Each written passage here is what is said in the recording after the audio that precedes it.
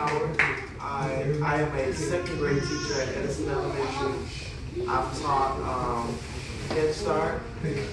I've taught kindergarten. I've taught third grade, and this year I'm teaching second grade. I also work as a mentor for the district, and in that role, I provided support for brand new teachers that got hired to the district. So I help them improve their practice, about becoming better and more proficient teachers. The school that I teach at currently, we were an F school. We went from an F to a D, and a B this year to a C. Amen. So something apparently is working with our instruction. And I kind of wanted to talk to the children and also to the parents, because the truth of the matter is that the makeup of a school centers around the children, their behavior, their willingness to learn, their desire, to excel academically. And oftentimes in the schools that I've worked at, most of the parents are not educated themselves, and so they lack that drive to deposit into their children to love education. So we continually see a cycle of generational poverty, a cycle of generational uneducated individuals or people who have no desire to be educated, because it's been fed down into the generation. But I think that we as parents have to change our mindset, and we have to love learning, we have to love education if we want our children to love learning and love to be educated. The truth of the matter is we have to model the model. I have 3 kids of my own. I have to model the model for my children if I want them to love learning and love, education. So first, let me talk to the children. Who's all going to school in here? All right, what grade are you going to? Yes, ma'am. 5th grade. What grade are you going to? 8th grade. Okay. What grade are you going to, young man? 6th. 2nd. 3rd. 4th. 1st. All right. 3rd. I mean 4th. You go to 4th grade? Okay. So the students who are in 3rd grade and above, if this is your first time going to 3rd grade, you're going to be taking the FSA for the first time. Everybody else, 4th grade, 5th grade, high school, you're all familiar with what the FSA test is, or the end of course exam for those who are in high school. FSA is a test that the state decided to administer to children to determine their proficiency as it relates to academics. We know that our kids are not defined by a test. Yes. Let me just put that out there.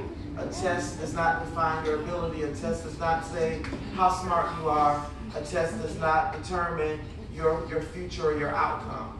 However, that test is used, especially in 3rd grade, and we don't know this, it's not information that they tell you publicly, but they use that test to determine the number of prisons that they're going to build. Mm-hmm.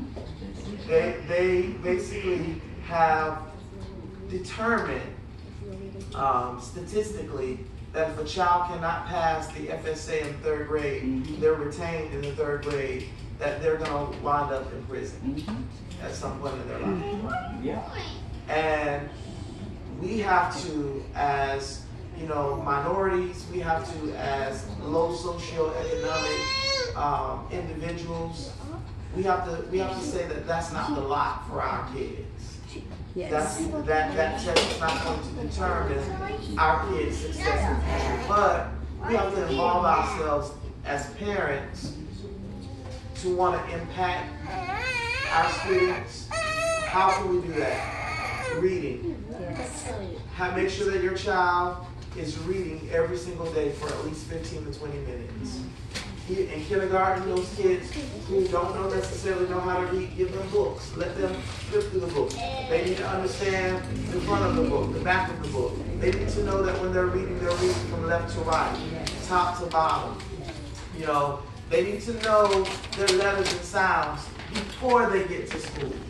Not It's not the teacher's responsibility to be the first teacher for your kid. It is your responsibility to impact their child's life and ensure that they're not just singing the ABC song, but they can recognize what the letter A is, recognize the letter F, recognize the letter G, and know the correct sounds that those letters make, and also be able to correlate those letters to a word.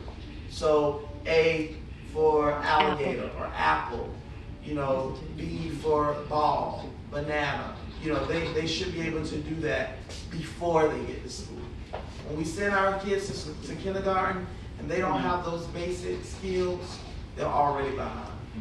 They're already considered a low level.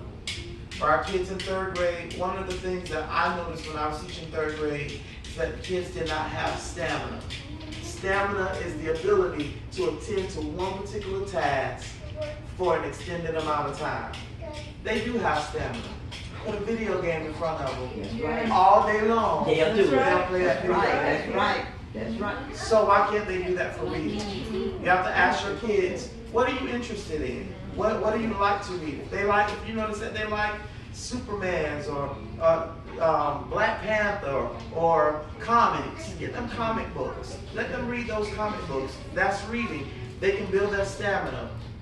If you know that they like cars or princesses or horses or unicorns or birds, whatever it is, find literature that supports what they like and make them read it. Make them read it. No, you're not going outside till you read for 20 minutes a day. Every single day for 20 minutes they should be reading. And that's going to be important because when they get in third grade, they have to sit for 80 to 120 minutes to take a test. And if they don't have stamina for 20 minutes, they're not going to be successful for 120 minutes or 80 minutes. When in my classroom, I always start around at the beginning of the year like a game. So for 10 minutes, they have to read for 10 minutes without talking, without looking around, because they wander quickly. They'll start looking around the room, or and then they have to be able to tell me something about that book. What I did for my daughters, especially when they were little, I made them write in response to what they read. So a quick summary. It don't have to be lengthy, but just a quick little summary. What the most important part of the story? What was your favorite part? You can even have your kids code the text.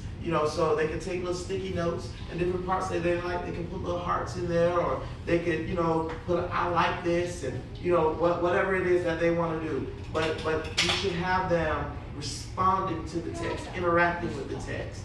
It's very important. And what that's teaching them, number one, to pay attention to detail. And then number two, when they have to take state exams, it's teaching them to go back to find evidence to support their thinking. So if I'm looking for a particular part that I like, and I'm going back in the text and I'm coding that, this is the part of the story that I like. I like it because whatever, my mind will automatically do that when I'm taking a state assessment. I'll go back to looking in the text for my favorite part or evidence that supports, questions that are being asked. Math is another huge deficit that I've seen since I've been teaching. Our kids have no number sense unless you're giving them money. All right. So what we have to do is make that work for us. When they go to the store and they're buying something, how much was that? How much change are you going to get back? Ask them that question when they're at the register before the cashier, start giving them back their money. How much money do you think you're going to get back? It's cost $1.29. You have $5. How much are you going to get back? Make them think. The brain is a muscle, and if you don't work it, it won't work for you. We have to teach our kids. The research shows that usually kids operate or live, even as adults, we operate off of just one half of our brain. But we have to teach our kids to make those connections, that they're utilizing all parts of their brain. for learning. And how do you do that? The same way if you were a person going to the gym and you were trying to get cut, and you wanted to build muscle, how would you do that? By working out that muscle, by exercising. That's what you have to do as children, as parents, impacting your children. Fourth graders, when you get to fourth grade, your FSA, your emphasis is going to be writing. Another deficit for our children. And I know a lot of our parents are complaining, oh, y'all don't teach cursive anymore. But our kids can't even write. They don't know how to, write a subject verb, with those corrective movements. They don't know how to use appropriate punctuations. So that's why it's important that we have our kids respond to text at home. So if they're reading a comic book and they have to write something in response to the comic book, you have an opportunity to look at their writing and say, hey, you didn't start off this sentence with a capital letter. Hey, there's no punctuation. There's no period. There are no commas. Where did you stop and take a breath at? Because kids, they write how they talk. And it's our job as parents to